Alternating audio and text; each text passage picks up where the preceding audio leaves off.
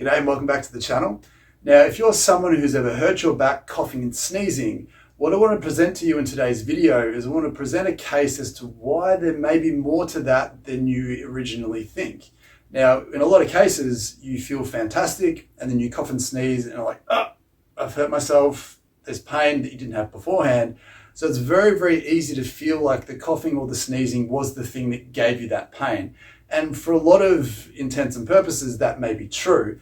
But what I want to give you guys by the end of this video is the perspective to understand why there was potentially something going on before that, why the coughing and sneezing is generally the last straw as opposed to the start of something brand new, and then what you can do to decrease those symptoms if it does happen to you / prevent them so it doesn't happen to you, and then give a view at the end as to what you need to consider that potentially made that likely to happen in the first place. So with that being said, when you do cough and sneeze and hurt yourself, it does feel instantly terrible. Maybe it feels like you put your back out, you've done something where you felt good beforehand and then bang, it hurts, and then you're left with the legacy of that action for a number of days and potentially weeks in some cases, if it's the middle back or the low back that went out. And there's one problem with that kind of thinking, even though it is very natural to feel that, and that is that it makes your back pain feel very unpredictable, so that when this pain goes away, then you're left with this sense that maybe the next time I cough and sneeze, which is inherently normal, coughing and sneezing is a normal thing that the body should be able to experience and tolerate, but you're left feeling like that anything could happen the next time that you do that. And they can leave you in this sort of very low grade, sort of anxious, worried state that isn't good for your body long term. But better still, it doesn't give you a sense that you can control what's going on, because if you have to cough and sneeze, you have to cough and sneeze. You can't stop that. You can't suppress that to any large degree where you stop it from happening. So if you feel like your back pain is linked to those things happening, then again, it doesn't give you a sense of control that you can do something about it. It's sort of left up to fate as to whether you are going to come out of this unscathed or you're going to be back to where you were after the first one. So what I want to go through in this video, so I want to talk to you about why you should be considering this the last straw and not the start of something brand new. And the reason for that's quite simple, is that what a cough and a sneeze is essentially is just a shock wave of force and pressure that goes through your body.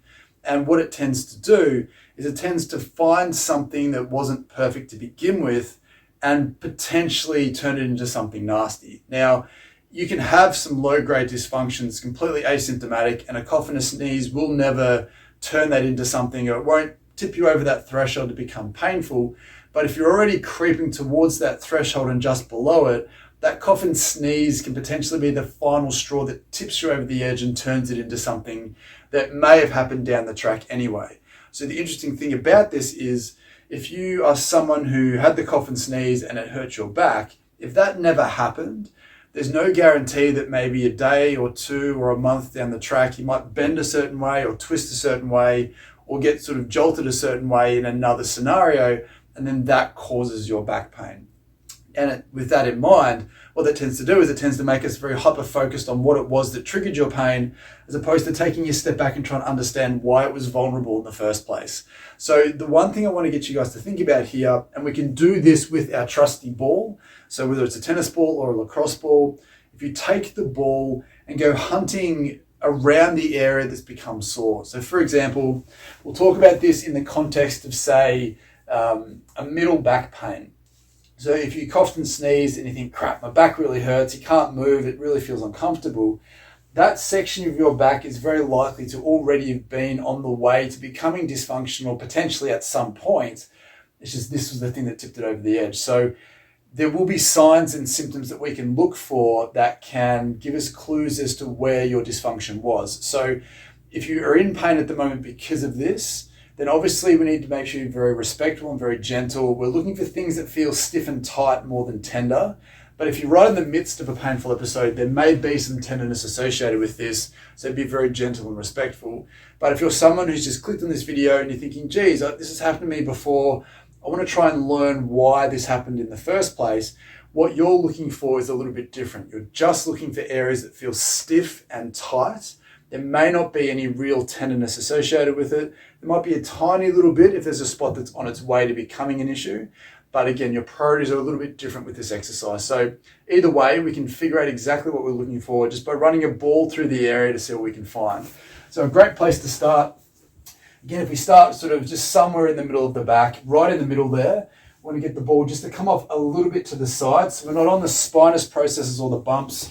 We're just off to one side where the muscle tissue is, but more importantly, where the joints are underneath.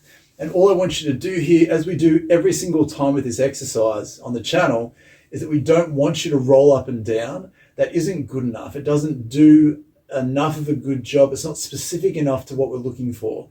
You'll certainly free up some of the soft tissue, maybe you'll free up some of the fascia if it's a bit restricted, but ideally we want you to get deeper into the body to where the joints tend to be. Now, if you feel like you put your back out or you've popped a rib or something like that, we want to make sure that you're right up against the spine where the thoracic joints are. But then once you've spent some time here, we also want you to move out a little bit wider onto the rib cage so that you can affect the rib joints as they also attach into that spine. So there's two joints either side that you want to check out. But to make things a little bit more streamlined, start right next to the spine on one side, get a sense of how easy the ball sinks in. Does it feel stiff? Does it feel tight? Does it feel tender? Get a sense of how dense it feels to dig into. Compare everything to the other side and then get a sense for which side feels the most involved. Now, one side, the ball will sink in easier. The other side will feel a bit more restricted. That is the side that you need to spend some time on freeing up. Even if you coughed and sneezed and generated some right-sided back pain, but then when you dig the ball in, you feel like there's more restriction and stiffness on the left-hand side, follow the restriction and stiffness more than being seduced by the pain. Remember, the pain is just a symptom that's come on recently. The stiffness and the tightness has more likely been there long before that. And if that's restricted, it can cause some dysfunction anywhere around that. So we don't want to just be seduced by where the pain is. We need to respect it, obviously. But if it's not also stiff, tight, and restricted where it's painful, we actually need to be where it tends to be. And that can be directly next to it on the opposite side. It can be a little bit above. It can be a little bit below. Just make sure that you're very consciously looking for what you can find here so that you're not missing anything important.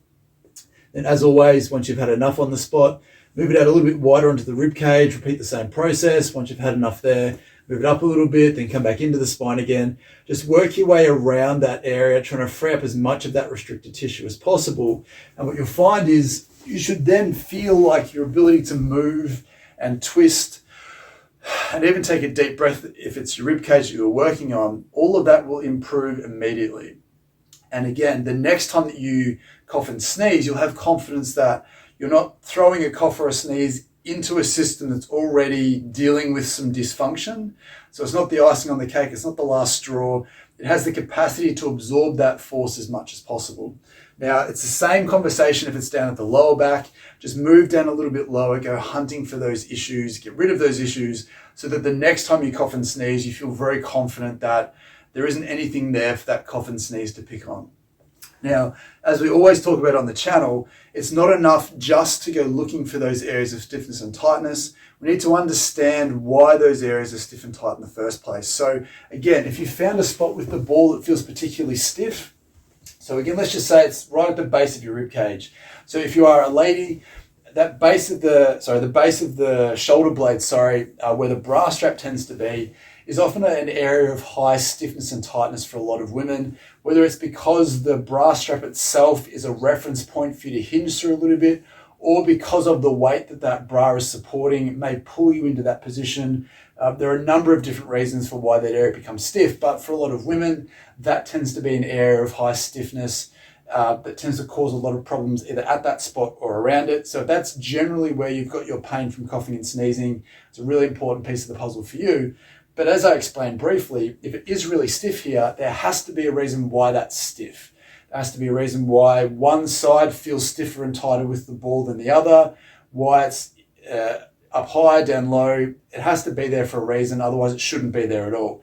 And for most people, it is a legacy of the shapes and the postures that we get into. So if you are someone who spends a lot of time sitting down at a computer, whether you drive a lot, playing instruments, whether you're someone who sits up in bed and reads or uses your laptop, it doesn't matter what you do day to day. The important thing to think about with any back pain, let alone that comes from coughing and sneezing, we need to understand what your ideal position is and then how often and for how long you're out of that ideal position, because the things that become stiff and tight because we unknowingly ask them to. So if we put more pressure through a part of your body starts to reinforce that and stiffen that up and toughen that up and recruit musculature over the top of that over time to support that position. Because without you realizing it, you're telling your brain and nervous system that that is an important position that it must now support under gravity. So if you want to take this to the end of the conversation and say, right, well, coughing and sneezing is normal. There is no reason why you deserve to get pain and soreness from coughing and sneezing unless there is some subtle, hidden, pre-existing dysfunction there that coughing and sneezing exposes. And that pre-existing dysfunction is most likely contributed to by the everyday shapes and postures that you're in. If you want to make sure that you give yourself the best chance to feel fantastic during a cough and sneeze, obviously preempting that with a loose spine and a loose rib cage is essential. But if you know that you're about to cough and sneeze, your body's most likely going to default into the position that you've told it you value the most often.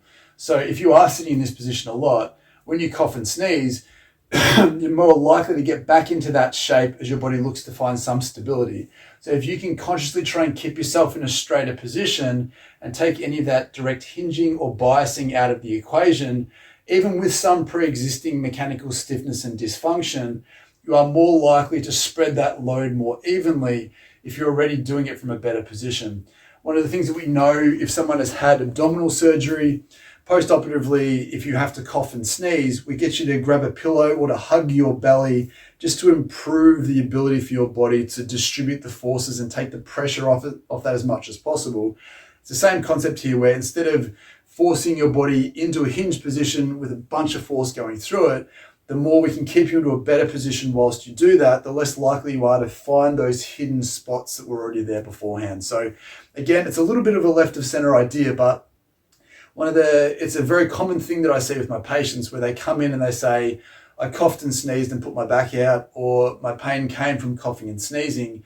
It's really important psychologically to take a step back and break it down to show you that yes, that was the thing that most likely caused your pain, but at the same time, that shouldn't have happened if something else was going well beforehand. So again, it gives you a lot more control. It makes things a little bit less anxious for you going forwards, where you can have full confidence that by freeing this stuff up, working to get into a better position more throughout the day, when you do come back to coughing and sneezing again, then it shouldn't have the same impact and you're far less likely to become problematic from that. So I hope that was helpful. If it was, let me know down in the comments below. Are you someone who does get pain from coughing and sneezing? Have you had it previously? Does this information make sense in terms of the way that we presented it? Obviously, subscribe to the channel if you're new. Hope to see you in the next video, but until then,